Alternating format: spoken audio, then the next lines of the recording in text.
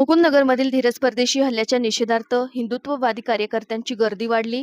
Police अधीक्षक कार्यालयासमोरील DSP चौकात पोलिसांचा मोठा फौजफाटा तैनात.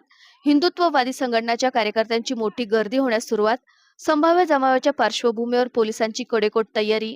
अहिल्यानगर शहरातील मुकुंदनगर येथील मनपा कर्मचारी धीरज परदेशी यांच्यावरील प्राणघातक हल्ल्यानंतर अहिल्यानगर शहरातील वातावरण चांगलेच तापले आहे. या पार्श्वभूमीवर पोलीस अधीक्षक कार्यालयासमोर डीएसपी चौकात पोलिसांचा मोठा फौजफाटा तैनात करण्यात आला आहे.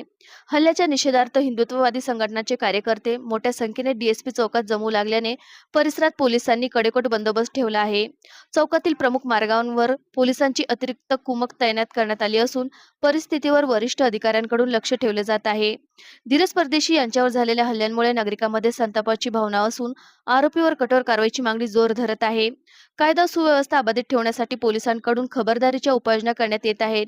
डीएसपी चौकातील वाढता पोलीस बंदोबस्त आणि कार्यकर्त्यांची वाढती गर्दी यामुळे परिसराला अक्षरशः छावणीचे स्वरूप आले असून पुढील घडामोडींकडे शहराचे लक्ष लागले आहे.